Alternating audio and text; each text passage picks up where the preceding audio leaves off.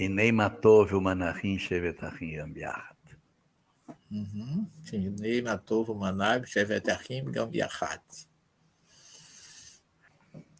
Muito bem. Boa noite para todos os companheiros aqui ligados conosco nessa nossa nova oportunidade de conversarmos sobre a Torá, identificando alguns pontos que ela possa apresentar para nós de conexão com a doutrina espírita.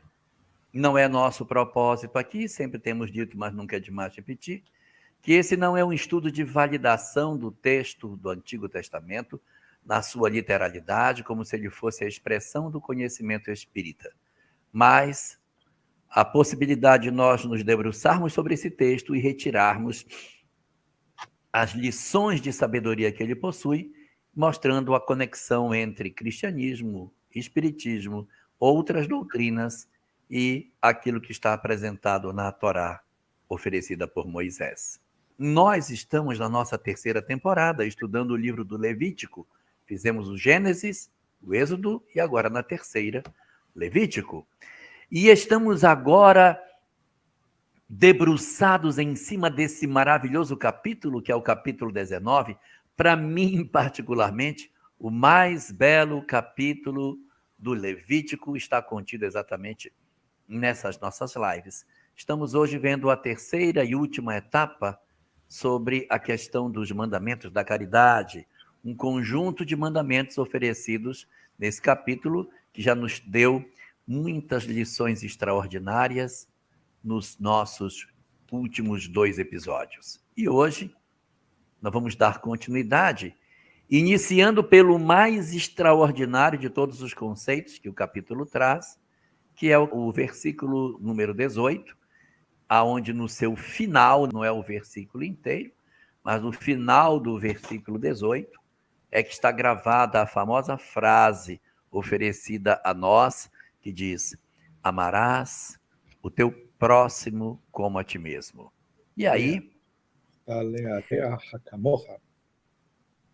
Exatamente. E aí, então, nós vamos tomar daí para frente, e eu deixo com o Álvaro para que ele faça essa contextualização aí do início, depois passaremos para o professor Severino Celestino. Álvaro, está com você, querido. Elahá, meu amigo professor Severino Celestino e todos que estão. Se nós percebermos, esses últimos 3 episódios têm dado uma dinâmica um pouco diferente dos outros episódios. Por quê? Porque a gente sempre tem se preocupado em extrair o contexto, em extrair o aroma, mas aqui nessa porção, chamada em hebraico Kedoshim, sejam santos como santo eu sou, como diz o versículo, aqui a gente está num contexto diferente. Nós estamos trabalhando versículo a versículo. Essa porção, como disse o Elahá, e a gente teve a oportunidade de falar em outra live, se nós estivéssemos diante do livro da Torá, não o livro escrito, impresso em páginas, mas diante do Sefer Torá, do pergaminho da Torá, e nós estivéssemos exatamente no meio dele, nós abríssemos, essa seria a porção que nós encontraríamos. A gente até chegou a comentar da seguinte forma: se nós estamos lendo, a gente vira o pergaminho, depois no final vou tentar conseguir achar uma foto, para ler a porção que a gente quer, o começo, o fim. Mas se nós vamos caminhar, levar esse Sefer Torá, para que ele não fique descompensado no equilíbrio do peso, a gente coloca ele no meio. Ou seja, se nós tivermos que levar alguma coisa da Torá, tivermos que levar a Torá conosco, nós estaremos levando essa porção. E mais especificamente, esse versículo, Ve'ahavta le'areach kamocha, amarás o teu próximo como a ti mesmo. Hillel, a gente já contou algumas vezes, Rav Hillel, que foi um dos maiores sábios de todo o judaísmo, ele é apontado na obra que o Elahá tem uma série de lives fantásticas e fabulosas sobre o livro Brasil, Coração do Mundo, Pátria do Evangelho, o espírito de Humberto de Campos, na psicografia de Francisco Cândido Xavier, indica Hillel como sendo o ministro das relações sociológicas do orbe. Conta-se que naquele tempo, lá um pouco antes do tempo de Jesus, nós encontramos um homem chegando ao líder, um dos líderes, Rav Shammai, do povo de Israel, pergunta como eu posso resumir a Torá no tempo que eu fique parado em um único pé. Rav Shammai, que ele era muito duro, muito severo, por isso o judaísmo segue em minoria os seus julgamentos, os seus entendimentos da Torá, não que estejam errados, mas na minoria da lei ela é levada dessa forma. Ele fala, você é um tolo, a Torá não serve para você, vai embora daqui. Ele vai até Rav Hillel, e Rav Hillel ele dirige a mesma pergunta a Rav Hillel. Ele fala assim, como eu posso resumir toda a Torá no tempo que eu fico parado em um único pé? E ele diz, Ve'ahavta le'areach akamorra, amarás o teu próximo como a ti mesmo. Todo o restante é comentário. E aqui é interessante, porque a gente vê essa palavra le'areach, e a gente fala o próximo, quem é o próximo? Eu poderia falar, o próximo é quem está do meu lado, mas se eu sou um peregrino nesse mundo, o meu próximo constantemente muda. Quando eu acordo de manhã, provavelmente na minha casa, o meu próximo é o meu lar. Quando eu estou no meu trabalho, o meu próximo é aqueles que estão no meu trabalho. Quando eu estou na rua, no trânsito, o meu próximo é aquele que me fechou, ou aquele que buzinou, ou aquele que eu dei passagem, ou aquele que me deu passagem. E para que não tenha dúvida que é universalista essa expressão, o versículo anterior, ele faz 4 referências no hebraico ao próximo. Então ele escreve Beamecha, o teu povo. Ele escreve Reecha, o teu próximo. Ele escreve Ahicha, o teu irmão. E ele escreve Et Amitera.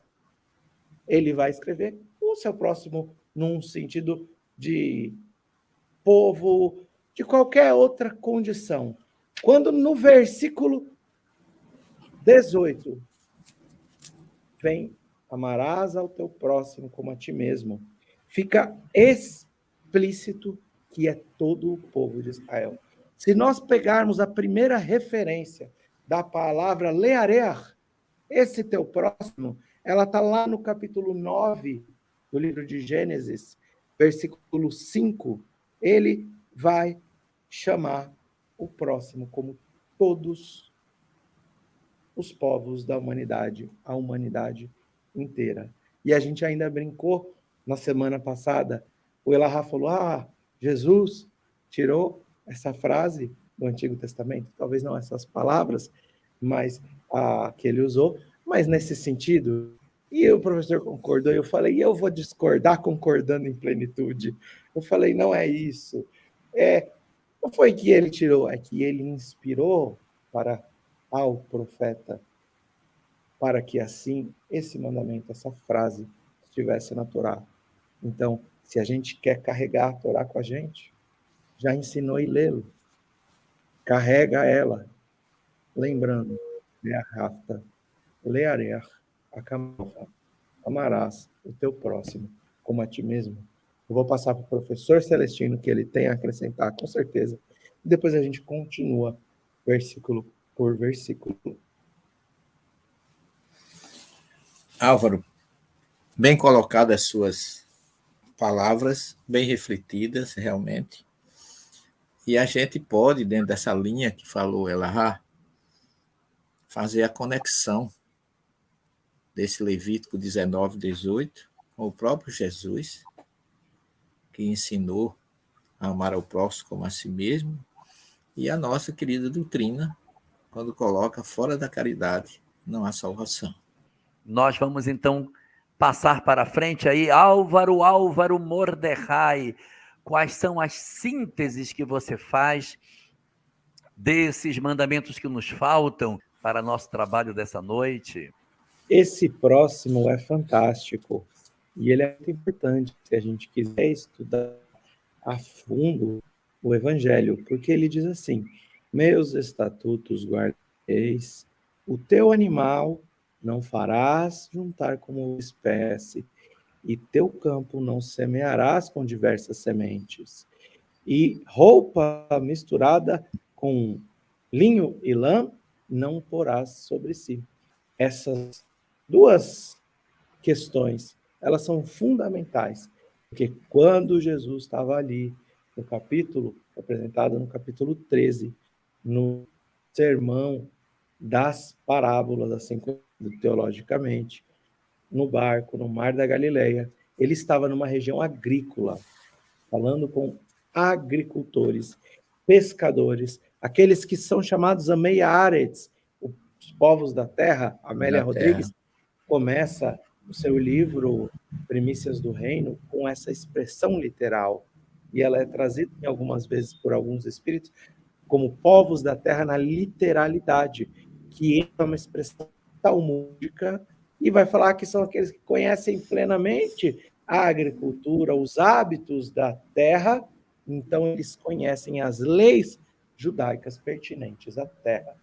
Quando Jesus está falando do semeador, e depois ele passa para o joio e trigo não poderia estar no mesmo campo. Misturado. Mitzvat Klaim. Para a gente é novidade, talvez, para a maior parte. Mas para aqueles que estavam lá, não. Lá, isso era de notório conhecimento. Só que a Mishnat Klaim, ou seja, a explicação do conhecimento que foi escrito lá nos primeiros séculos da era cristã, nós vamos encontrar primeira Mishnah sobre Mishnat Klaim, falando sobre joio e trigo com exatidão. Depois é mostarda e cártamo. Qual é a próxima parábola? O grão de mostarda. Então, isso tudo está dentro do contexto do Evangelho para se compreender essas parábolas com profundidade. Aquilo que nós entendemos como o estudo do NEP. Então, eu não sei se eu passo para o professor e para o Elahá, se quiserem comentar. Se não quiserem comentar, a gente segue para os próximos. Professor. Então, nós já fizemos, realmente, como você bem colocou, esses comentários. E, para mim, o que eu quero tirar de importante isso aí é que se nós, espíritas, cristãos, não entendermos um pouco dessa mitzvah que você está falando aí, dessas misturas, também não vai entender a sabedoria, o conhecimento e a racionalidade de Jesus, falando para um povo agricultor da Galiléia, porque a Galiléia é a região de Israel onde pode se plantar, porque lá chove.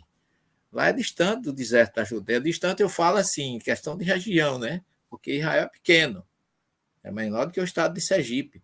Mas Jesus falava para um povo que sabia o que era agricultura, sabia dessas regras, Claim, como você bem colocou aí, de não se misturar. É tanto que a parábola do semeador, ele não tinha mistura nenhuma, a semente foi pura. Houve dificuldade em encontrar quem a acolhesse bem, que Jesus faz 4 tentativas para poder conseguir uma. Ou seja, dos 100% utilizados, só conseguiu produzir em 25%. Foi da terra fértil. Mas com isso aí, ele traz um princípio que o povo conhecia, do que você acaba de falar aqui, do versículo 19, né? O animal não fará juntar com o campo, não semearás com diversas sementes. Veja que Jesus faz a parábola do semeador, e quando ele planta o trigo, ele esclarece que se nasceu o joio, tanto que não foi nem ele, foram os funcionários, o inimigo, que semeou outro semente, o que é contrário à Torá. Veja como a coisa é profunda. E os próprios funcionários conheciam tanto que perguntaram: meu senhor, vamos arrancar o joio? Né? E ele foi que aconselhou: deixa crescer junto, na hora da colheita a gente vai saber que Jesus tira um proveito aí, uma resposta magnífica para o nosso ensinamento, inclusive para entender a profundidade. É muito, muito curioso todo esse conjunto de ensinamentos que a gente tem, e existem algumas doutrinas cristãs da atualidade que elas se inspiram nessa parte que fala que você não pode misturar tecidos diferentes, estofo, né? Em Esperanto até é estofo mesmo que fala, estofo.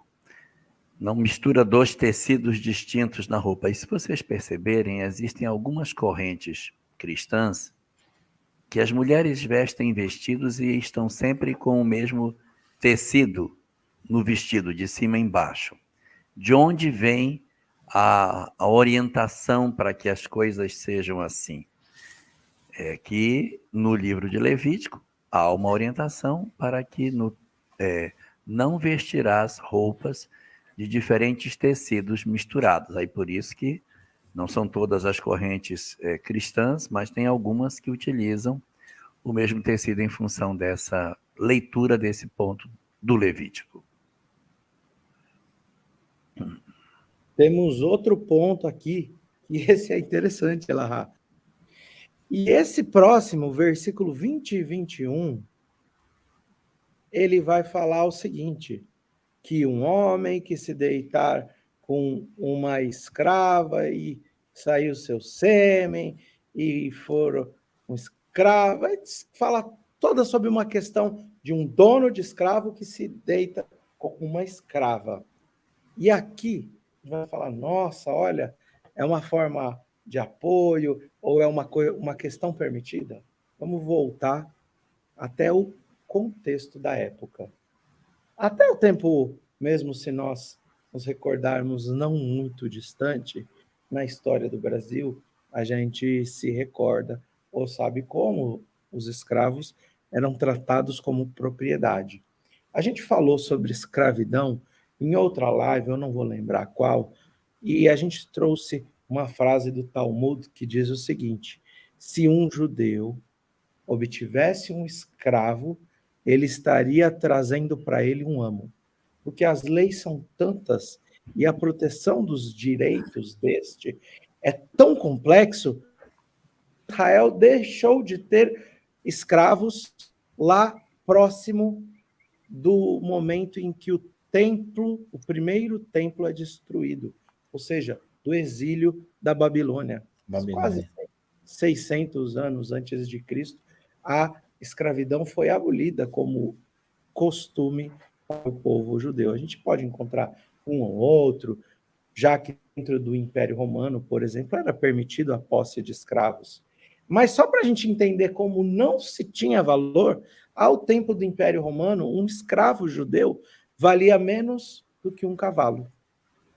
Então, aqui, quando está sendo colocada uma lei onde vai falar sobre o que acontece com aquele que tem a escrava como propriedade e se deita com ela, e ela passa a estar livre, ou ele tem que levar ao templo um sacrifício de uma ovelha. Aqui nós estamos encontrando um mandamento que fala contra a promiscuidade. Nós estamos falando de um ato que estaria a dessacralização do casamento, então ele fortalece a sacralização ou o respeito ao casamento. Dentro do contexto da escravidão, se você tivesse que levar uma ovelha, você provavelmente estaria levando algo mais caro que o próprio escravo. Ou seja, essa escrava estaria liberta, deveria ser liberta. Então, o contexto é para a proteção dos escravos, trazer direitos a quem não tinha, impedir a promiscuidade e valorizar a família. Então, quando a gente lê, a gente não entende, fica meio perdido, mas é interessante, né, Elahá, professor Celestino, a gente observar esse mandamento desse ponto de vista. E lembrar também, Álvaro, o que Jesus foi interrogado pelos saduceus, né, a respeito do divórcio, né, que foram perguntar porque era que Moisés tinha ordenado da carta de divórcio. Jesus corrigiu logo, Moisés não ordenou. Moisés aconselhou da carta de divórcio, porque por causa da dureza dos vossos corações. Mas Jesus lembra, No princípio não era assim. Não era assim. Deus os fez homem e mulher. Monogamia, heterossexualidade. A receita é essa. Fora disso, a gente entende, como cristão e como espírita, que é a colheita pela dureza dos nossos corações. Lei de causa e efeito sendo aplicada. Porque a família é sagrada. A monogamia, vamos dizer assim, o fato, como acontece, como está lá no Gênesis 1:26, que vocês já estudaram aqui anteriormente, no primeiro grupo, na primeira etapa, mas que Jesus cobra um retorno ao que é correto. É o que você está colocando aqui. Uma punição para aqueles que desrespeitassem a sua escrava, porque se ele tinha esposa e ia utilizar uma escrava, ele estava sendo polígamo e promíscuo, duas coisas contrárias àquilo que Jesus lembra para os saduceus, que no princípio não era assim. No princípio, Deus os fez homem e mulher. Hoje, Moisés tentou, vamos de uma certa forma, remendar por causa da dureza dos vossos corações, mas nunca aconselhou.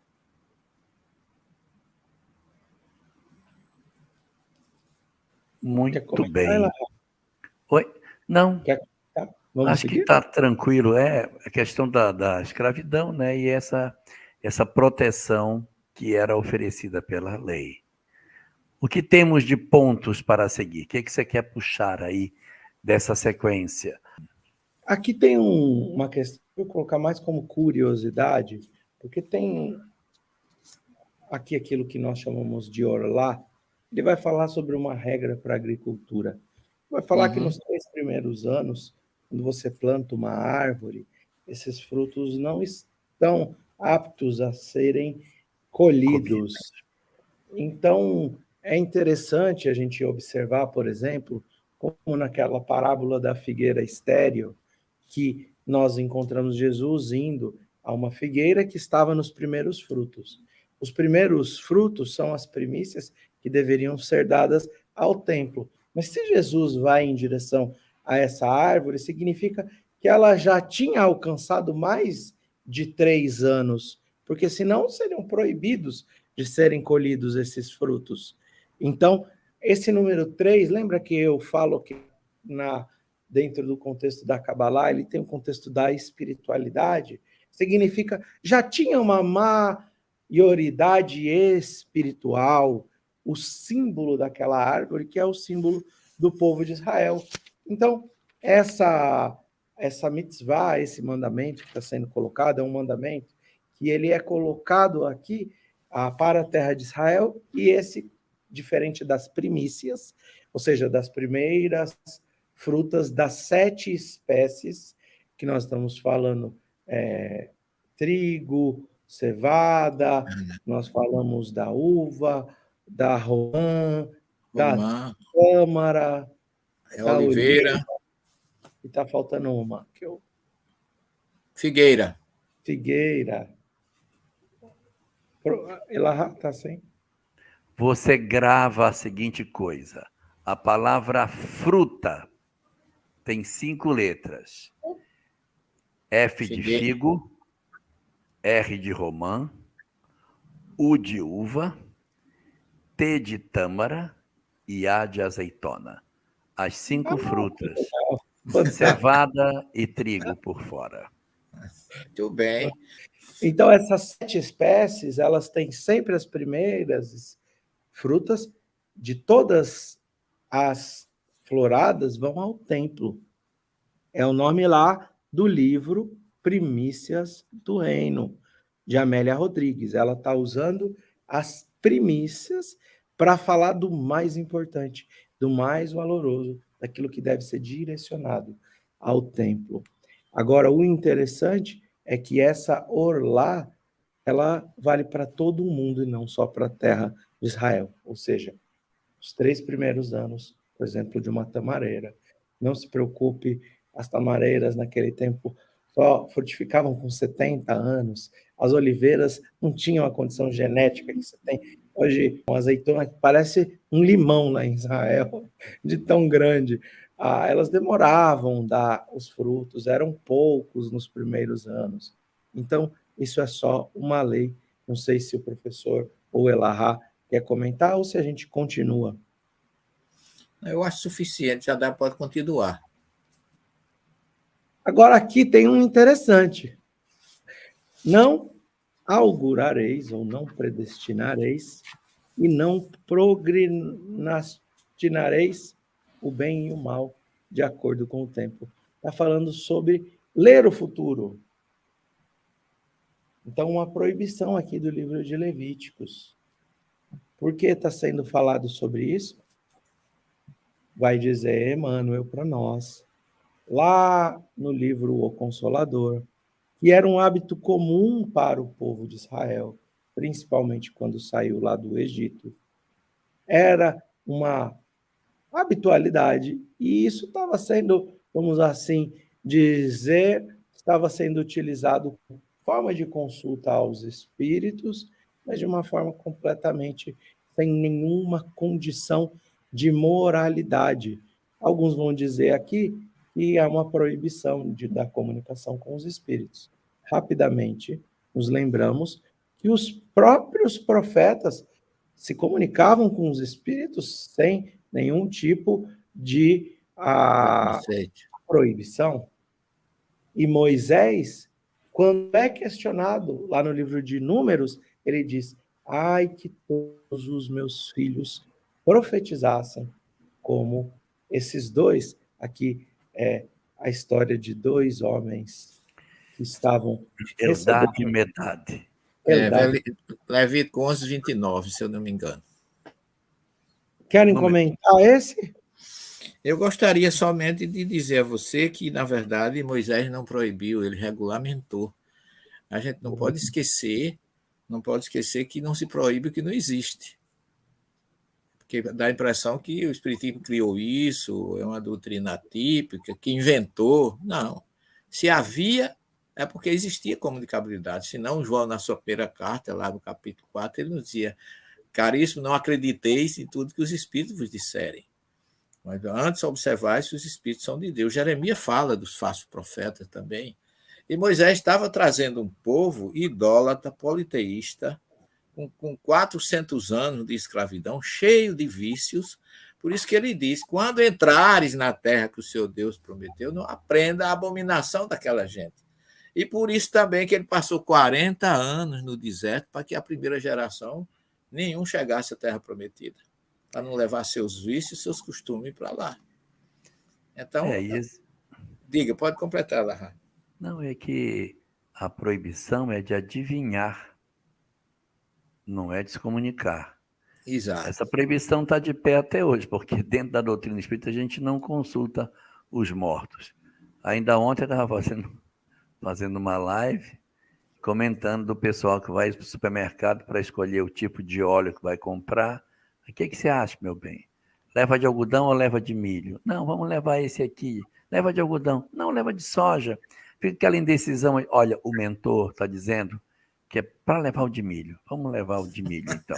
Então, se você chega num nível desse em que você entregou as rédeas da sua vida para que a espiritualidade comande, você não está sendo orientado por um mentor, porque o mentor não interfere nas questões comezinhas.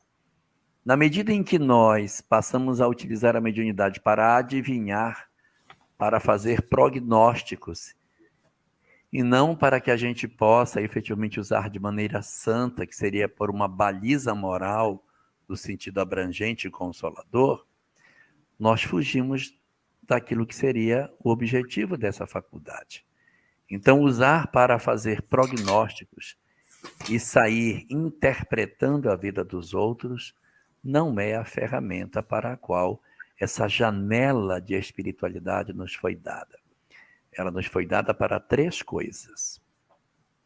Primeira, não enlouquecer com as coisas da terra. Segundo, não enlouquecer com a perda dos entes queridos. E terceiro, permitir um canal através do qual os nossos mentores pudessem nos ajudar a ter a orientação mais saudável de como nos guiar na Terra. O Elahá, eu ainda diria a você e aos nossos internautas e ao Álvaro que Kardec é um grande exemplo. Nós temos 1018 questões do Livro dos Espíritos, nenhuma pessoal. Não tem. Todas universais, todas para o bem, sem nenhum interesse particular. Eu vou dizer mais, professor. Eu vou dizer mais. Eu ouso até dizer mais. Você não sabe em que lugar aquele livro foi escrito. Você sabe que foi na França? Sei, não Não, foi para. não. Lendo o livro, você sabe que ele foi escrito na França? Não Não, sabe. não sabe. Não sabe. Não Sabe em sabe. que século ele foi feito? Também não sabe.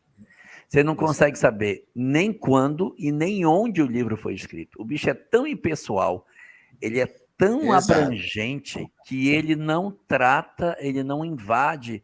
Olha, um bom shampoo para o cabelo, para crescer cabelo e tal, não entra nessas Não. questões pessoais. Isso. E ele coloca isso também, reforçando o Livro dos Médiuns, eu acho que é o item 271, que ele diz que a consulta aos espíritos tem que ser séria, como um objetivo superior, nunca com interesses pessoais, de curiosidade, nem secundário. Um homem que teve, o tempo que teve, as perguntas que fez aos espíritos, nunca perguntou onde estava o pai, a mãe ou o avô dele, alguém da família? Não Ele que tem. tinha todo esse direito. Então, eu acho que a neutralidade e a universalidade dele é o maior exemplo que nós necessitamos para mostrar que o Espiritismo está exatamente de acordo com Moisés. Não há nenhum choque nas orientações de Moisés com relação às orientações do Espírito da Verdade. É verdade. Sabe que legal, eu estou lendo aqui o comentário, voltando ao Orlá, que a Nair Mizrahi, ela é judia também, o seu avô é nascido em Jerusalém, seu bisavô, perdão, veio ao Brasil, se tornou espírita, é um dos fundadores do Hospital Psiquiátrico André Luiz, de Belo Horizonte, e ela está contando aqui, olha, minha bisavó não cortava o cabelo do avô, então o avô dela, nascido em Jerusalém, e veio para o Brasil, morava em Belo Horizonte, até os 3 anos de idade, como essa Orlá. Então, os judeus religiosos ortodoxos não cortam o cabelo dos meninos até os 3 anos de idade.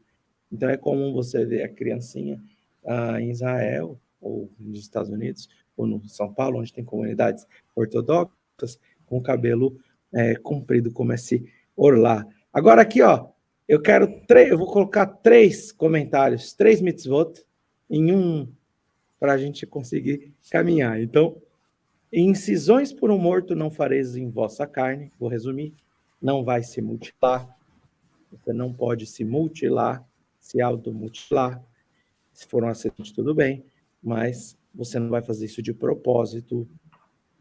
Então, eu lembro quando meu irmão quis colocar um piercing mais velho e meu pai apelou a essa lei. Isso é automutilação. Quando ele era mais jovem. E escrita por tatuagem, não poreis em vós. Um judeu é proibido de fazer tatuagem. No cemitério judaico, existe um local separado, reservado para quem faz tatuagem. Então, quem faz tatuagem no judaísmo é enterrado separado. Por curiosidade apenas, os suicidas também são enterrados separados no cemitério judaico. Depois daquele portalzinho, né, para trás. E eu vou colocar já outro, Elahá, eu vou passar para vocês. Não cortaleis o cabelo de vossa cabeça em redondo e não rasparás a vossa barba. Eu não tiro a barba, se eu tiver que tirar, eu me sinto pelado também. Tá? As minhas fotos, quando eu sou religioso, eu mando pela às vezes. Quando eu era ortodoxo, eu não tinha barba, por isso nas fotos eu tô sem barba, porque eu era novinho e não tinha barba. Mas hoje eu não consigo tirar a minha barba de jeito nenhum. Esse costume vai se inserir de maneira bastante profunda no judaísmo, porque os filisteus, eles tinham uma espécie de idolatria onde raspavam as laterais do cabelo. Então, como forma de demonstrar que isso era realmente a gente não estava fazendo aquilo, estava fazendo o contrário, servindo a Deus, vai se criando o costume de deixar os peiotes, aqueles cachinhos do lado da cabeça.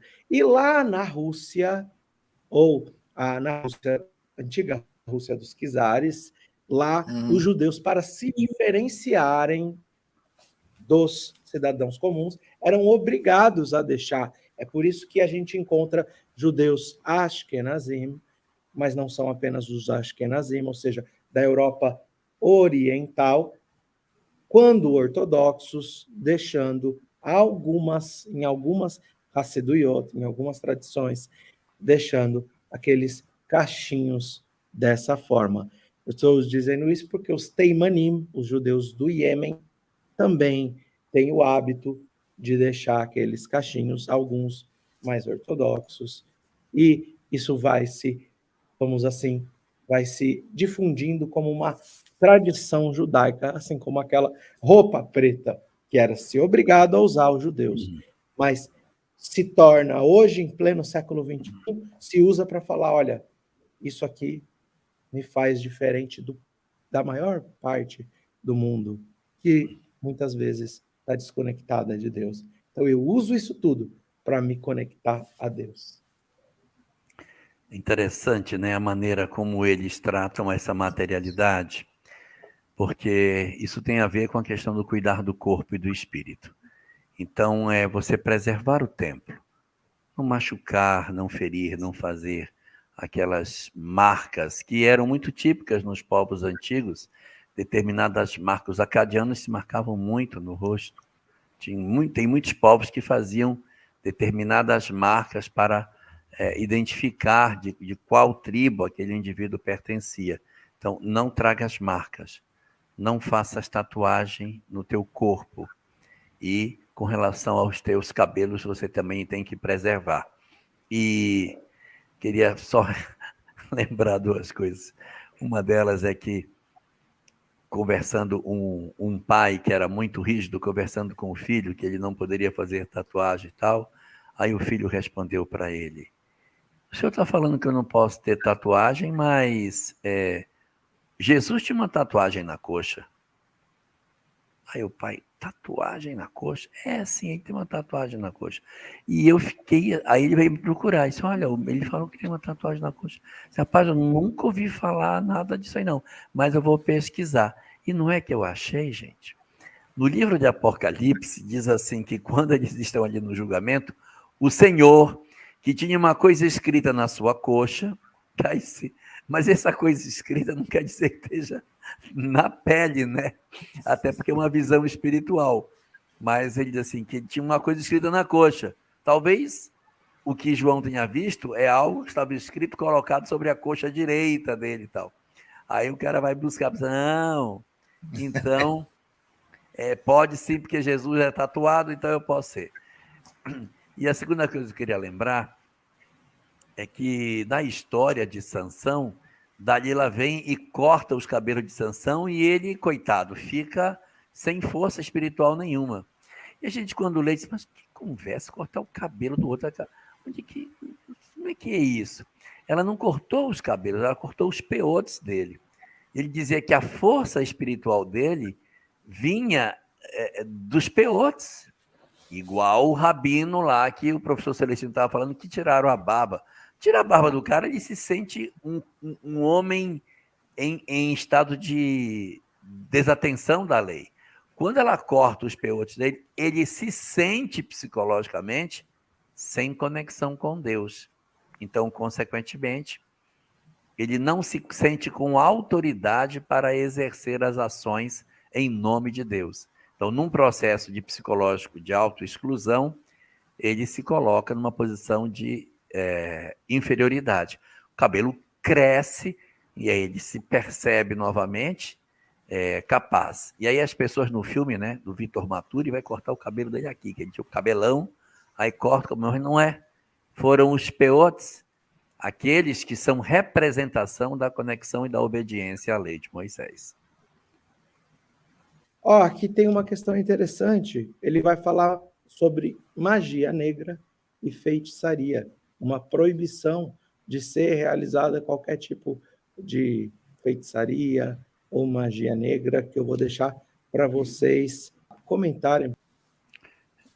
Isso é uma questão bastante interessante, porque há muita tendência de se trazer todos esses comportamentos equivocados da mediunidade sob o rótulo de espiritismo. E a doutrina espírita ela é exatamente a apresentação da mediunidade de uma maneira totalmente distinta.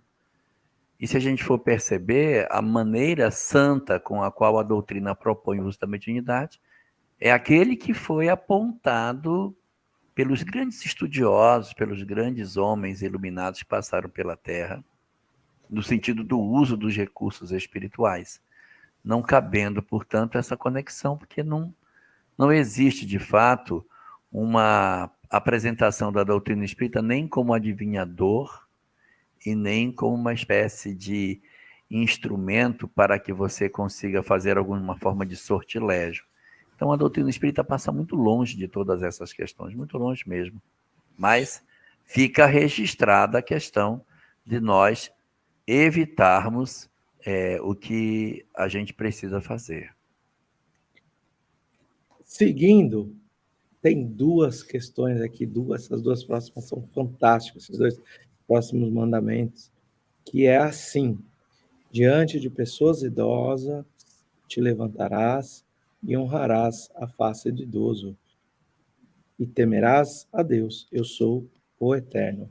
Então é interessante a gente observar e se recordar que aqui é uma reverência não apenas à idade física, mas à sabedoria. O Talmud vai trazer uma série de hábitos. Então, por exemplo, de você não passar na porta na frente de um idoso, no sentido de Zaken, Zakenim, eram os sábios, é assim que eram referidos por Moshe, por Moisés, lá no livro de Êxodos, ou aqui também no livro de Levíticos, os Zakenim, os anciões, que se conglomeravam ao redor do tabernáculo. Esses anciões estão também no sentido, e principalmente no caso de Moisés, estão no sentido da sabedoria espiritual. O que isso tem a ver com o evangelho? Se nós pegarmos a passagem da mulher adúltera, quem sai primeiro, quem compreende a lição, são os idosos.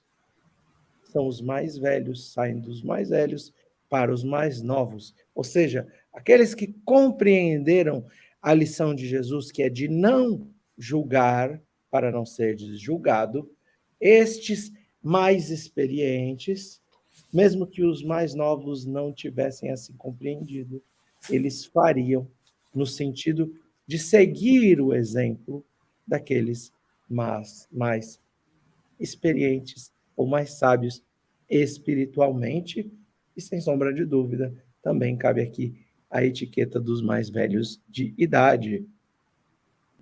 Tem um aqui, Elahá, professor Celestino e todos, que eu acho que vocês vão comentar, tenho certeza, porque ele é formidável. Ele diz assim: quando habitar convosco um peregrino, e aqui é um estrangeiro, pode ser também um convertido, ou seja, alguém que não era judeu converteu-se ao judaísmo, na vossa terra não vos enganareis. Ou seja, a pessoa às vezes não conhece a lei, os costumes, as práticas, os hábitos. Assim, um estrangeiro está impedido de ser enganado. Como o natural entre vós será para vós o peregrino que habitar convosco. Ou seja, você vai tratar o estrangeiro, o não judeu, o convertido, aquele que é de fora da sua religião, se você é católico, o não católico, até o espírita, né? Se você é evangélico, você vai tratar todo mundo, porque continua o parágrafo ou o versículo: amarás o teu próximo como a ti mesmo, porque foste peregrino na terra do Egito. Eu sou o Eterno, vosso Deus. Esse mandamento eu acho sensacional. Fantástico. Fantástico. Eu passo para vocês. Eu queria comentar isso aqui no seguinte sentido. Aqui em Esperanto diz assim: E se entre vós vier a viver um estrangeiro em vossa terra, não o oprimas. E aí essa opressão vem de todas as formas. A língua que ele não fala, os costumes que ele não conhece, a exploração que acontece. Por exemplo, nós temos hoje, no Brasil, uma série de estrangeiros que estão aqui morando. Eles saíram dos seus países e vieram para cá.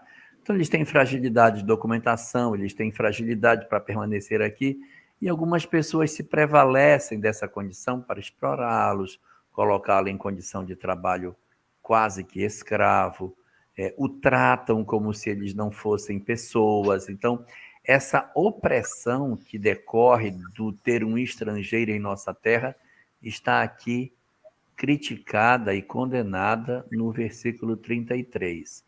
E se vier a morar convosco um estrangeiro em vossa terra, não o oprimirás. E aí, no segundo versículo, o texto é parecido com o que você leu.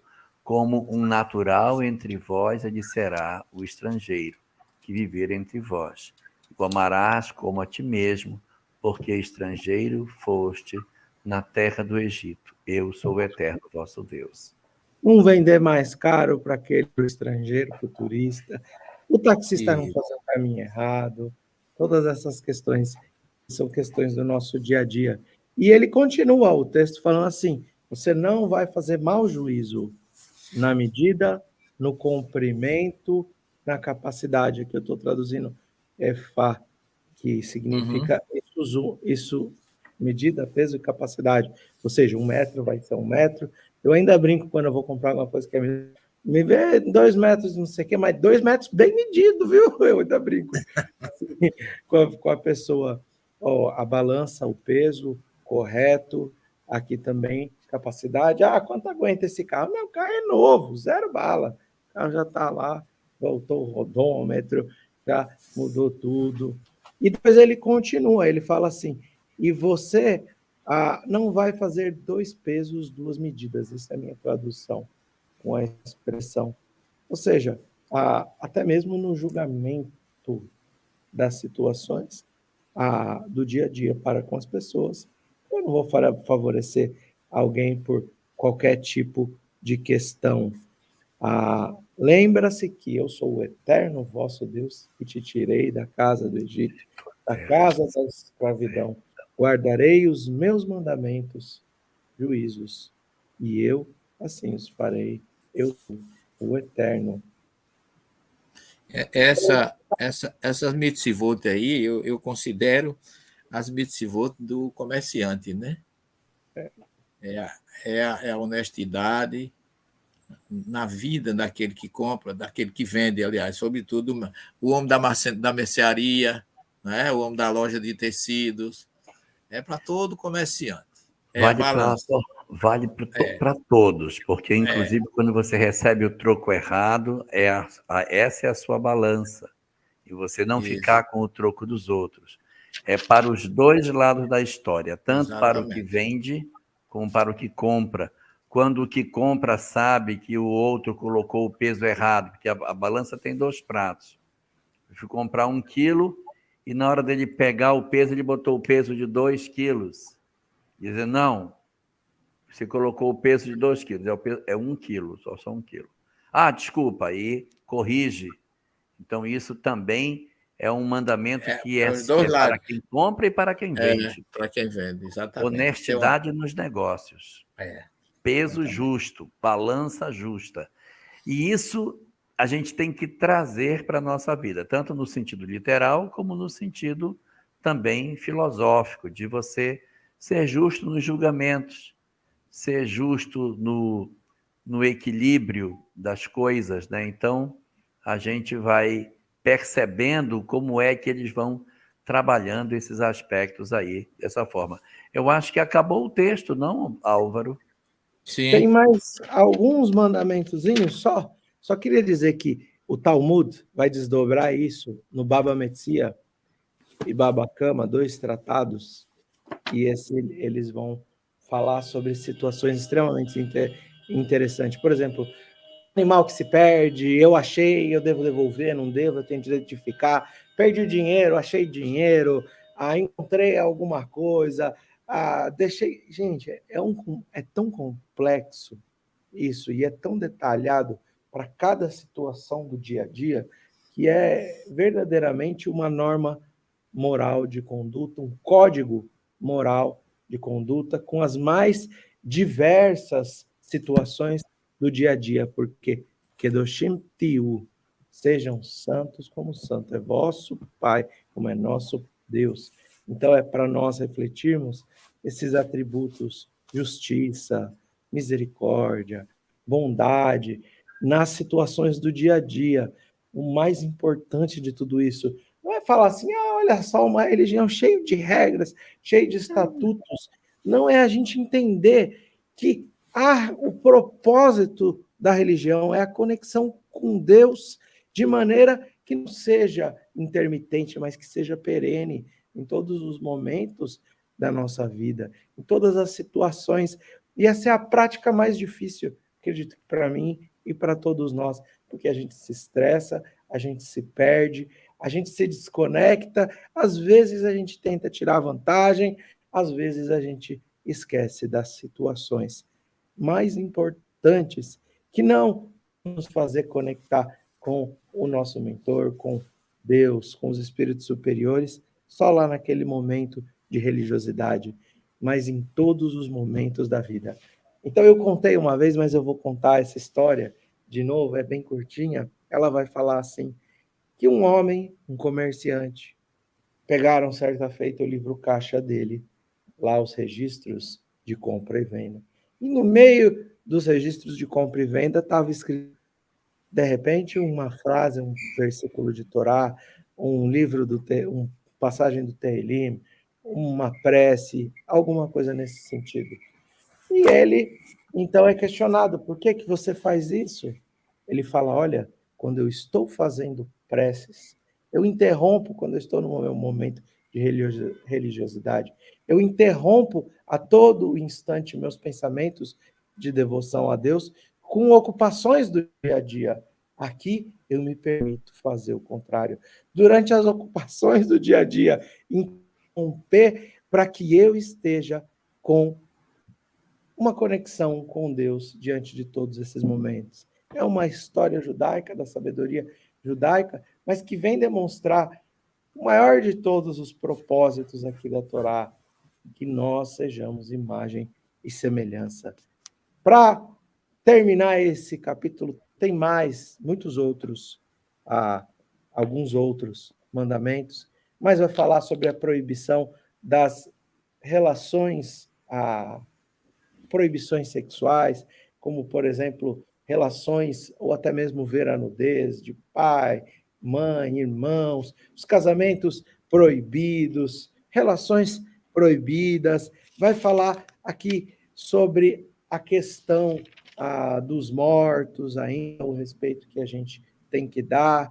Sobre o texto vai continuar, vai relembrar algumas daquelas leis de alimentação que a gente está um capítulo, um episódio do nosso encontro sobre isso. E por último, ele vai falar, é assim que você vai herdar a terra de Israel. Ou seja, não a terra física de Israel, mas a terra prometida ao nosso espírito, a terra eterna, a felicidade diante das provas, das expiações, nós nos mantermos íntegros para a conexão com Deus.